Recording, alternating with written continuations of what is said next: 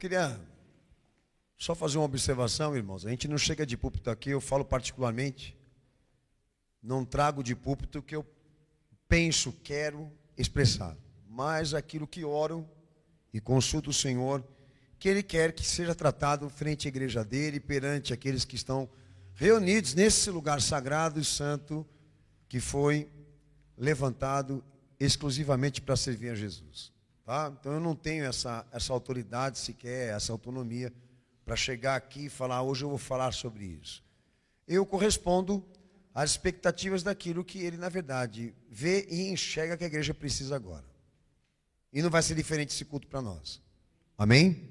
Bom, o Senhor me pediu para que fosse tratado hoje aqui sobre consciência cristã. Aquilo que, na verdade, nós temos que compreender e entender sobre isso, que, obviamente, em grande parte dos evangélicos se delira.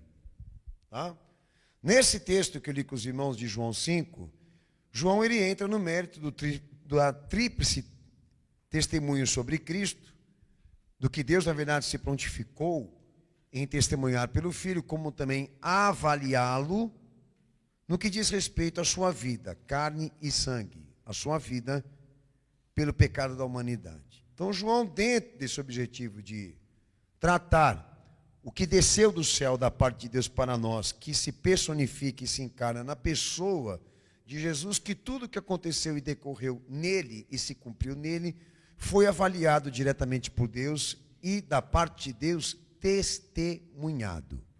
O que não pode se negar e é histórico. Bom, por que o pastor, na verdade, estou falando isso? Porque a fonte dessa informação, a raiz dessa informação, é a base da consulta. O que ele é, o que ele foi, o que ele revelou aqui nesse mundo é a base de tudo aquilo que um homem deve saber e procurar saber para crer. Só que nós enfrentamos há um bom tempo e a gente pesquisa, a gente trabalha, denuncia, os irmãos sabem que a igreja tem um ministério específico para isso, né? Para identificar quem são os hereges. E é uma coisa assustadora e preocupante, por quê? Porque, para não falar há décadas, há milênios, se construiu, se edificou uma rede credenciada de igrejas, templos, para não dizer gestão religiosa credenciada para um discurso padrão e formal, de princípios, normas e valores que hoje a ordem maçônica queria que a sociedade estivesse educada e formada. É uma coisa assustadora, colossal, infinita, o que esses caras conseguiram construir com dinheiro público, com dinheiro do crime organizado, com dinheiro de matança, com dinheiro sujo. Tá? Com o nosso dinheiro também, inclusive. Ok?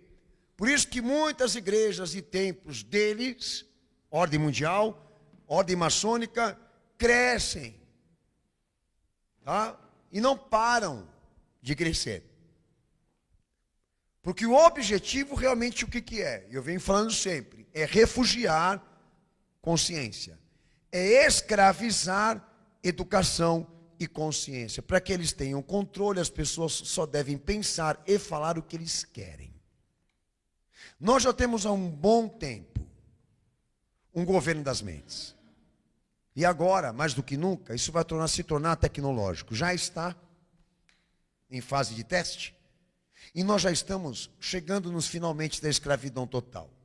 A igreja, hoje, ela representa essa esfera de instituições que foram confiscadas para que se cumprissem esse protocolo educacional e as pessoas que estivessem ali dentro só ouvissem o que eles querem e pensassem da forma como eles programam. Tanto que você pode ver que todas as igrejas protestantes, todas as igrejas evangélicas e liderança evangélica, todos eles ensinam a mesma coisa. Nenhum deles discorda um do outro. É muito pouco se discorda. O que se discorda é questões de uso e costume e mística. Mas todos eles, como o catolicismo e o islamismo, É a mesma coisa. Todos eles se empenham no papel para introduzir isso nas pessoas. O conceito de que o reino de Deus desceu no mundo e ele se materializou por instituições, governos e por também empresas. Para exatamente dar aquele ar de confiança que Deus está usando gente lá fora, com o recurso do Filho e da cruz, para garantir a você potencial de vida e estabilidade de vida.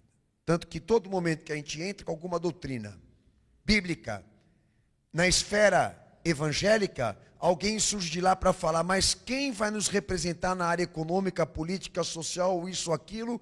Porque se obedecermos o que está escrito, nós vamos perder privilégios, nós vamos perder honrarias. Bom, então fica claro que com base em impressão econômica, material, eles são capazes de sacrificar qualquer coisa nas escrituras, por quê? Porque eles foram educados e programados para serem assim. Tá?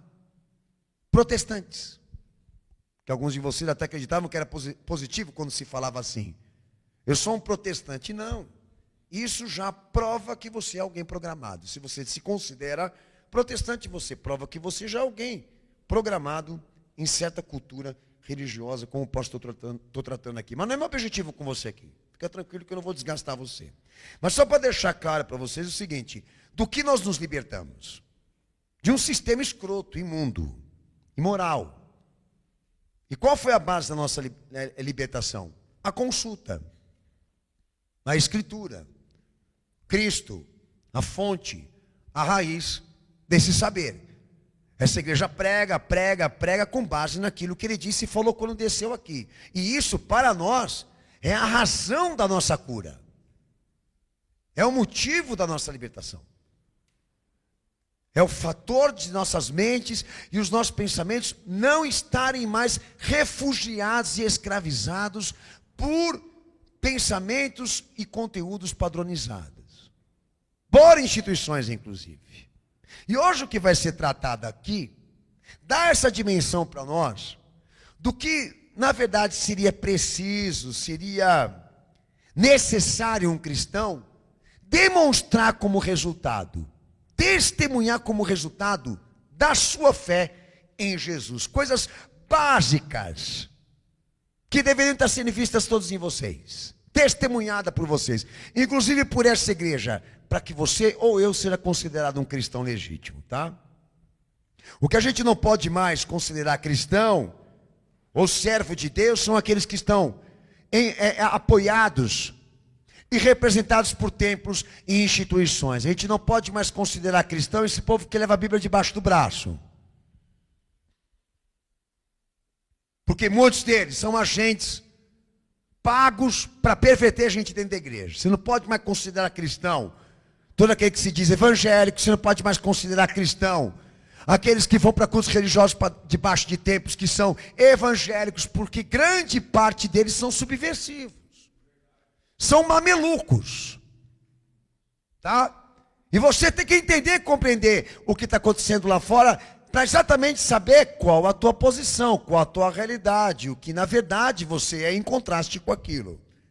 Porque nós não fomos chamados por Cristo para nos posicionarmos como papagaios, para chegarmos aqui e falarmos coisas que na verdade a gente nem ao certo tem certeza, e sequer também temos confirmação. Porque grande parte da massa religiosa se comporta assim, falando e pensando coisas que na verdade nem sabe o sentido, nem sabe a origem, mas está falando. Por quê? Porque procede da cultura, da tradição, da igreja em que nasceu, da igreja em que foi batizado, essa coisa toda, pô. E qual vai ser a consequência e o fim disso tudo? Almas no fogo do inferno. Porque fraude leva a gente para lá. Tá bom? Então, há 3 coisas importantes que eu tenho que resgatar antes de tudo aqui. Fatores importantes para a doutrina do que eu vou pregar aqui. Que são esses aqui: escritura, igreja e consciência cristã. Eu vou usar uma delas aqui hoje, tá? Mas vou resgatar 3 conceitos aqui. Queria que os irmãos abrissem o texto de João 10:35. A primeira delas, o que a gente entende e compreende sobre escritura. O que na verdade muita gente pensa que quando a gente fala escritura sagrada, nós nos referimos a páginas.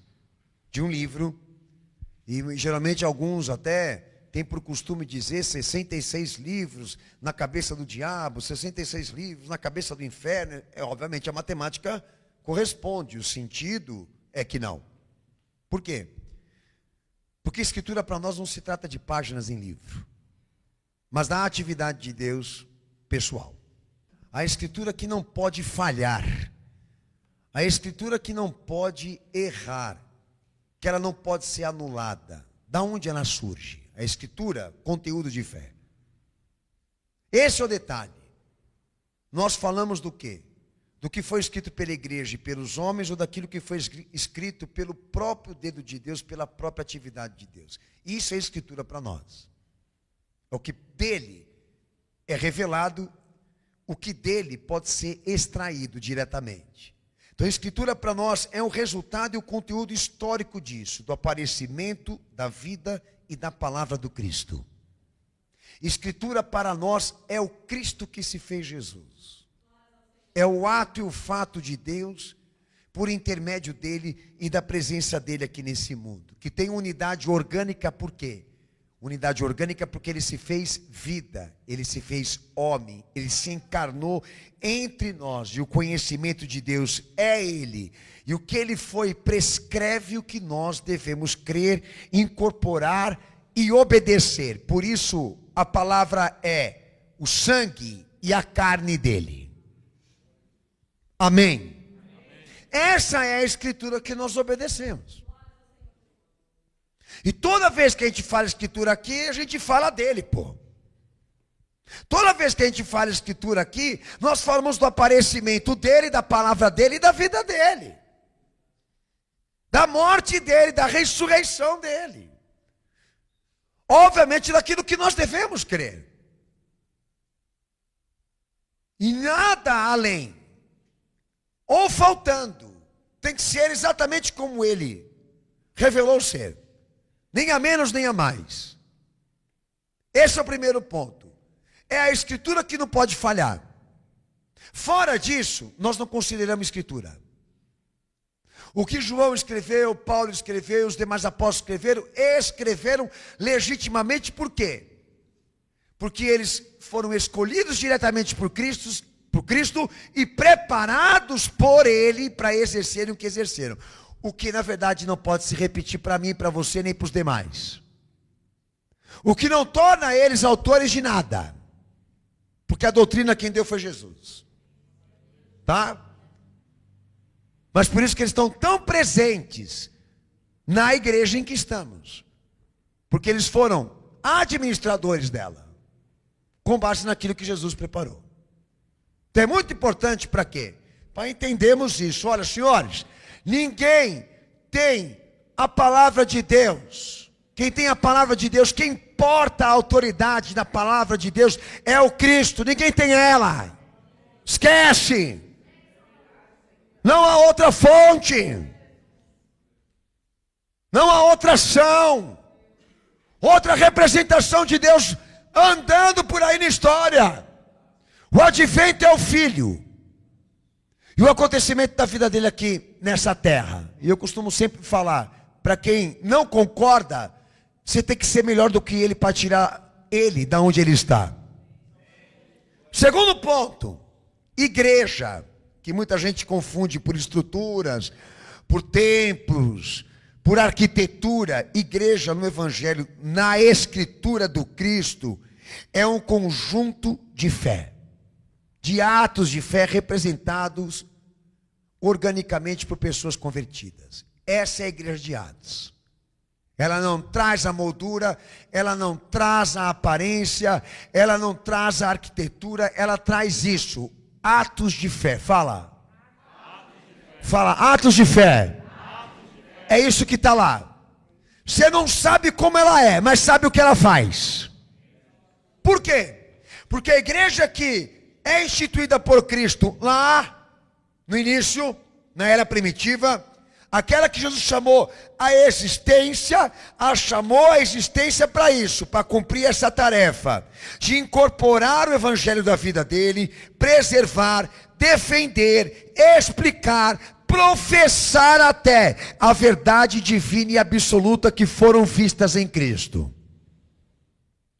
Não só na sua confissão de fé, como também no ministério. O que ela é dentro e fora da igreja precisa ser justificada em Cristo.